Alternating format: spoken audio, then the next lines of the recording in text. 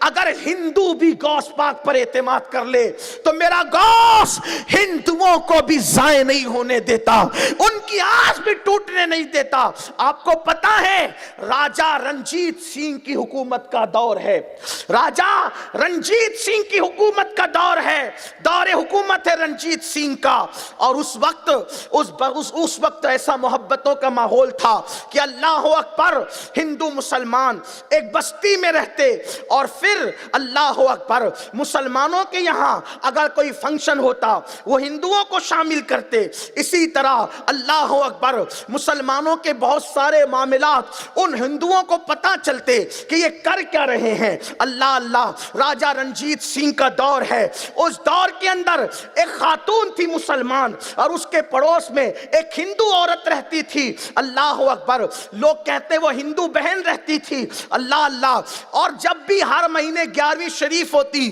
تو 11ویں میں وہ خاتون اپنی اس ہندو سہیلی کو، پڑوسن کو جو ہے شامل کرتی، تو وہ بہن پوچھتی کہ آخر یہ 11ویں کیا ہے، تو اس مسلمان عورت اس کو بتاتی کہ ہمارے بڑے پیر صاحب ہیں، بغداد کے تاجدار، ولیوں کے سلطان، جنہوں نے مردے زندہ کیے، یہ کیا وہ کیا، ساری چیزیں۔ اب قادری سے کوئی پوچھے تو وہ چپ رہے گا؟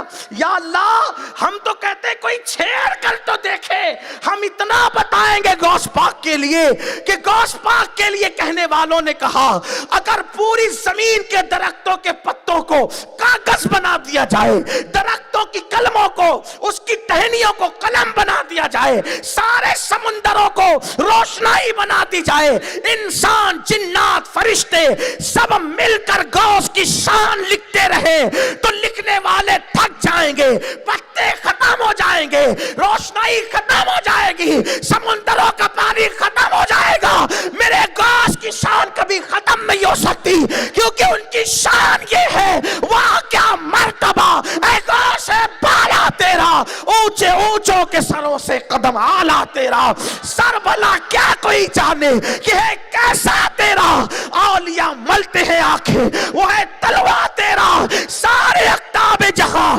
کرتے ہیں کعبے کا طواف، کعبہ کرتا ہے طواف در والا تیرا۔ غوث وہ ولی ہے، کعبہ جس کے گھر کا طواف کرنے آتا ہے، کعبہ جس کی چوکھٹ پہ آتا ہے، وہ غوث العظم دستگیر کی شان۔ لوگ کہتے ہیں کیا کعبہ بھی آ سکتا ہے؟ میں نے کہا میں تجھ سے بات ہی نہیں کر رہا۔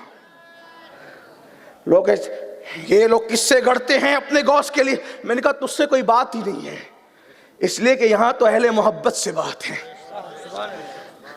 جب ہم کہتے ہیں نا کعبہ طواف کرتا ہے غوث کی چوکھٹ کا، لوگ کہتے ہیں ایسا ہو سکتا ہے، محبت والے کہتے ہیں اس سے بڑی بات ہو سکتی ہے، اس سے بڑی بات ہو سکتی ہے۔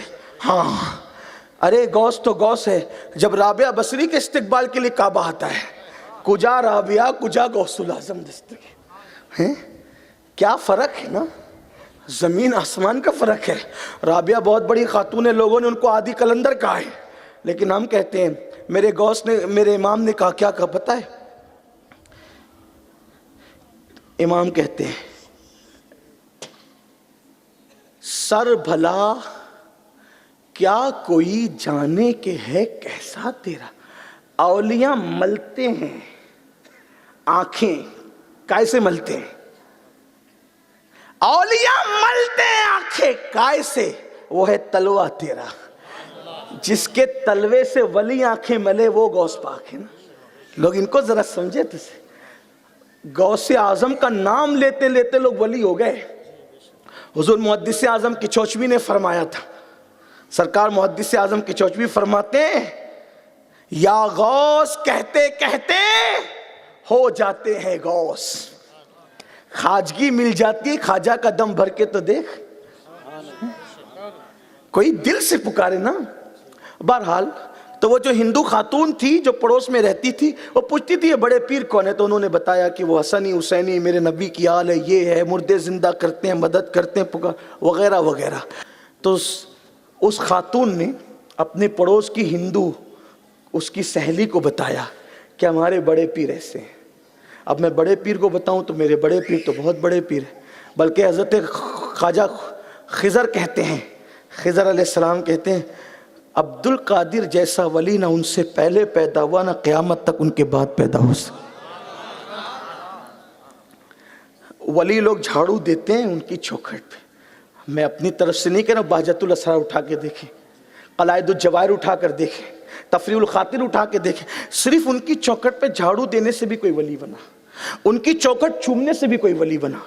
میرے عزیز چیز کو ہے تو ہائے ہائے کیسا رنگ چڑھا ہے 11ویں کا. جب کرو 11ویں، جب کرو 11ویں، جب کرو 11ویں. اور جو 11ویں کرتا ہے محروم نہیں رہتا. مجھ سے بہت لوگوں نے کہا پریشان ہے کیا کریں، میں نے کہا 11ویں کر. ہاں کر کے دیکھ لو، دیکھ لو نا کر کے. ہاتھ کنگن کو آرسی کیا ہے، لیکن یاد رکھنا یقین سے کرنا. تاجر والی مات کرنا 11ویں، غلاموں والی کرنا. ہاں غلاموں والی کیا ہوتی ہے اور تاجر والی کیا ہوتی ہے؟ تاجر والی ہوتی کہ میں نے یہ کیا تو ادھر سے ہی آئے گا، نہ ہم نے یہ کیا، اب آپ صرف قبول کر لیں آپ کا احسان ہے بس، پھر دیکھنا کرم کیسے ہوتا. وہ 11ویں کرتی تھی ہر مہینہ، اور وہ ہندو اس کی سہیلی آتی تھی تو وہ بتاتی رہتی تھی. اس کے دل میں بھی غوث پاک کی محبت پیدا ہوگی. وہ ہندو خاتون کے، وہ تھی غریب لیکن غوث پاک کو وہ بھی چاہنے لگی. ایک دن وہ ہندو خاتون اپنے میکے جا رہی تھی، دیوالی کے دن تھے، اس نے جانا تھا اپنے میکے. اس کا غریب شوہر، اس کا پتی اس کے ساتھ تھا، اور اس خوبصورت لڑکی کو ایک بدعقیدہ اس پہ نظر رکھے ہوئے تھا، اور وہ اپنے آپ کو مسلمان کہلاتا تھا. اس پہ وہ چاہتا تھا کہ اس کی غربت کا وہ سودا کرے، غربت کو روکڑا کرے، اس کی غربت کا مذاق اڑائے.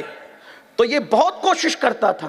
لیکن یہ ہندوستان ہے، ہمارا بھارت ہے، یہاں مسلمان ہو کہ ہندو ہو کہ سکھ ہو کہ عیسائی ہو، کسی کی بیٹیاں ہمارے یہاں بے غیرت نہیں ہیں. یہاں کی مٹی میں اللہ نے محبت رکھی اور حیا رکھی ہے. یہاں کی بیٹیاں بہت باغیرت ہے، کسی مذہب کی ہو بہت باغیرت ہے. ہم نے اپنے بچپن میں دیکھا ہے، اب تو ٹی وی سیریلوں نے سب کو بے پردہ کیا. ہم اپنے بچپنے میں دیکھتے تھے کسی مذہب کی عورت ہو، کبھی وہ بغیر دوپٹے کے اور بغیر گھونگھٹ کے مردوں کے سامنے نہیں آتی. بلکہ ہم نے راستے میں جھاڑو دینے والی عورتوں کو بھی اپنے بچپنے میں دیکھا ہے کہ وہ مسلمان نہ تھی، ان کو لوگ نچلی ذات کا کہتے تھے. مگر ہم جیسے بچے بھی اسکول جاتے وقت آ جائیں تو دیکھتے تھے کہ ان کا گھونگھٹ ان کے ماتھے سے لٹک رہا ہوتا، اس کا چہرہ بھی نہیں دیکھ پاتے تھے. آج تو کروڑ پتیوں کی بیٹیاں بے پردہ نکل گئی. آج تو ارب پتیوں کی بیٹیاں ولیموں کے اندر بغیر دوپٹے کے جا رہی ہے. بے غیرتی ہے. لوگ کہتے ہیں پردہ ایسا پردہ ویسا. میں نے کہا پردے کی تعلیم اسلام تو دیتا ہے، لیکن ہندوستان کی مٹی نے بھی پردے کی تعلیم دی ہے، ہندوستان کی تہذیب نے بھی پردے کی تعلیم دی ہے. ہمارے مذہب میں بے پردگی کی اجازت نہیں ہے، بالکل صحیح ہے، لیکن ہندوستان کی پرانی تہذیب بھی پردے کی بات کرتی ہے. پردہ ہمارے یہاں اسلام میں ہے، بالکل ہے الحمدللہ. جہاں حیا ہوگی وہاں پردہ ہوگا. اسلام بھی حیا کی بات کرتا ہے. ہندوستان کی مٹی میں بھی اللہ نے حیا رکھی ہے، اور مجھے ایسا لگتا ہے کہ اس مٹی میں حیا اس لیے ہے کہ سب سے پہلے با حیا اسی زمین پہ آیا آدم کی شکل میں. ان کے قدموں کی برکت ہے کہ اس مٹی میں حیا ہے. تو اس بدعقیدہ جو اپنے آپ کو مسلمان کہتا تھا، جب دیکھا کہ دونوں میاں بیوی پتی پتنی جا رہے ہیں، پیدل کوئی سواری نہیں ہے، اس گاؤں سے اس گاؤں جانا ہے، بیچ میں جنگل ہے، ایک گھوڑا لے کے پیچھے پیچھے چل پڑا. جب پیچھے پیچھے چل پڑا تو یہ دونوں میاں بیوی کو روک کے کہتا ہے کہ بھئی میرے گھوڑے پہ بیٹھ جاؤ. اس کے شوہر نے کہا کیسے گھوڑے پہ بیٹھیں، ایک گھوڑے پہ کیسے تمہارے ساتھ کیسے بیٹھے، نہیں بیٹھ سکتے. تو اس نے کہا ایک کام کرو، میں تمہیں پیدل چلتے نہیں دیکھنا چاہتا، میں اتر جاتا ہوں، لگام پکڑ لیتا ہوں گھوڑے کی، تم اور تمہاری بیوی بیٹھ جاؤ. انہوں نے کہا نہیں بھئی ہمیں تیری آنکھ میں کچھ اچھا نظر نہیں آتا.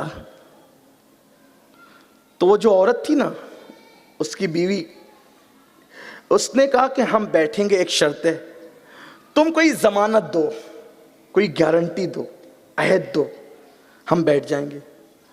اب وہ تھا تو بدعقیدہ، کلمہ پڑھتا تھا، لیکن ظاہر سی بات ہے ہر مسلمان کلمہ پڑھنے والا اچھا ہو یہ کوئی ضروری تھوڑی ہے. کچھ تو ایسے بدبخت بھی ہوتے نا، اور وہ بڑی تفصیل ہے، اس میں بھی میں اس کی طرف نہیں جاتا.